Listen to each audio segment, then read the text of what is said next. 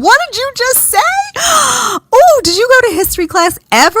What were you doing with some guy in the bathroom instead of getting your history lessons? Something was going down. Alright, so in this video, I came across another kind of random topic, random person, that is really cool, by the way, Jedediah, and she's another one of these Ava Brighton kind of people where she not only defends men while destroying feminists and such, but she's an intellectual and she's reasonable and she is impartial. You know, she plays it right down the middle. If men are wrong, men are wrong. If women are wrong, well, women are wrong, you know.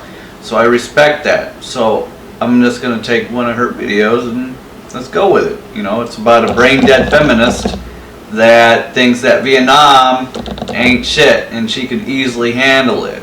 Yeah, that's right. This feminist, this tweeny weeny little girl actually thinks Vietnam is, whatever. Send me to Vietnam. I don't care. You'll see what I mean.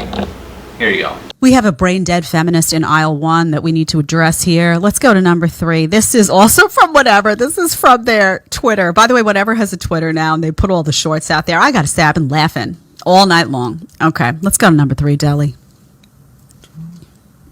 Men are subject to military conscription. They're subject to the draft.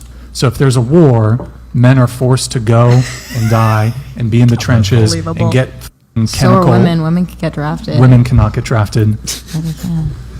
You think women can get drafted? I don't know, honestly. But I don't think put me up in there's- Vietnam. Like, I don't know. Women were not drafted in Vietnam. I know. Okay, but the thing is, Men are subject to military. You see that arrogance and the ignorance that reeks from her? Yeah, she's got that teeny bopper little attitude of hers, you know, that cocky, feministic type of attitude that, you know, youngsters are known for having. Especially given she's an ignorant teenage feminist, which only, you know, amps up ignorance, arrogance, and just being a shitty person in general. So it doesn't surprise me that she would be this much of a brain-dead moron. And she would have that sort of attitude about Vietnam. You know, absolutely no gratitude. You know, no respect. No true understanding of just how egregious Vietnam was. No appreciation for men. Because, you know, he was trying to make the point that men are forced to go to war should it be time to get drafted and things like that. And women are not. And of course, being a feminist, she needs to not agree with the logic 101 here in facts, truth, and reality. Of course, she's a feminist, so she's got to go the opposite route. And so she tries to argue that, oh, women can get drafted too. What a fucking retard. Fucking feminist, I swear to God. Especially these young, naive, idiotic ones. Teenagers and whatnot. Just unfucking real. Unfucking real. I'll let Jedediah take it from here. I mean, God, where are they going to school? Where are these women going to school? First of all, she thinks that women have been drafted, which is, you know, the dumb hurts. The dumb hurts sometimes. Brian's got the patience of a saint. He's like, can you imagine me reaction to that? Honey, what did you just say? Oh, did you go to history class ever? What were you doing with some guy in the bathroom instead of getting your history lessons? Something was going down. Oh yeah, absolutely. Given her blonde, skinny, white girlness, she was definitely in the bathroom with some douchebag, abusive jackass that, you know, was railing her in the bathroom instead of becoming an educated, intellectual female. Definitely, for sure. And that's probably another part of why she's a feminist, because she dated douchebags and was in abusive relationships with them because she's by nature just a moron and retard in general. So it doesn't surprise me that it eventually led her to feminism. So 1 + 1 = 2 here. Dates douchebags that abuse her. isn't smart, isn't educated, anti-intellectual at best, and therefore the result is she's a feminist. But Brian behaves respectfully. You got to give him credit for that. Then she says, I don't know if you caught this, put me up in Vietnam. Put me like it's no big deal, like it's some type of vacation. Like, oh yeah, I'll go do it. Does she not realize that men went to war for this country and came out with post-traumatic stress disorder? That they saw their friends, body parts blown off in some of the worst circumstances, that they had scarring and damage, that they made enormous sacrifices in this country to go serve our nation in capacities that women were not asked to do? And she's talking about it like, oh yeah, put me up in Vietnam. Like it would be no big deal for her. Like, oh, I got it. Oh, what's the big deal? I talk about having no gratitude too. And this is what I'm saying. This is a conversation that comes up oftentimes. There's another segment where I think it's on that show.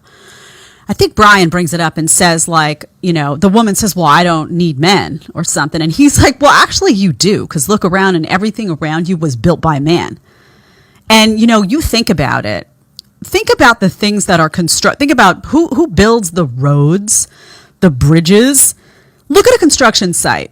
Who do you think built your apartment building? You're sitting in an apartment building. Who do you think built your house? I mean, who do you think was working in the mines? Oh, that's a really good point. I'll answer that question for you. Actually, I'll assist you in answering that question.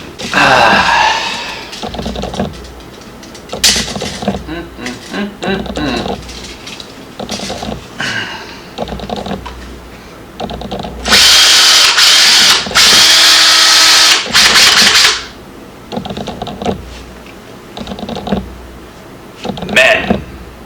Who do you think works on all the 99.9% of the engineering projects? Who's doing this stuff? It's not women. And that's fine, right? Women don't want to necessarily be involved in danger zones. Construction is a danger zone, right? Women don't necessarily want to do that. That's okay. You shouldn't be doing that, by the way. You shouldn't be doing that. But have some gratitude. Don't be like, well, I don't need a man. Really? What happens if there's a war? You're going to women on the front lines, honey? You out to lose a war? Because that's exactly what would happen. No, suddenly, you know what would happen? Suddenly feminism would go out the window and they'd be like, well, I can't do it. It would be like damsels in distress everywhere. Oh yeah, absolutely. And that is a well-known thing. Like, they can deny it all they want, but they can only be feminists when things are comfortable and safe. The moment things are not safe is the moment you start to see them transition over to a housewife real fucking quick.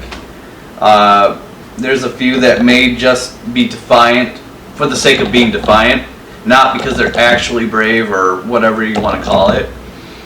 But yes, she's absolutely right. Feminism will die as soon as a major catastrophe event happens or a big, huge war happens. Very, very quickly. Right? It would be like, save me. Drew Afwala would throw her feminism out the window so fast, your head would spin. If there was ever a real emergency, she'd be stepping back, waiting for that big strapping guy to come in and save the day, just like everybody else, because you know what? That makes sense, right? They're bigger, they're stronger, they're more built for the fight, they're built for wars, they build things, but show some gratitude. Show some gratitude. I just don't understand the man-hating that goes on. That's absolutely correct.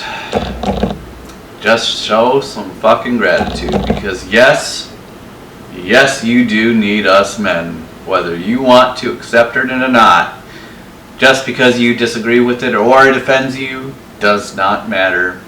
Facts will be facts, and facts, reality, and truth, quite frankly, don't give a fuck how you feel. I mean, just look around you.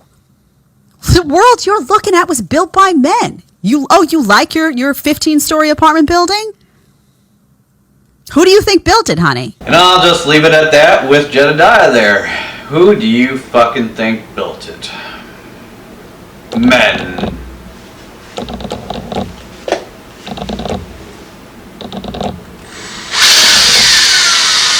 Until next time.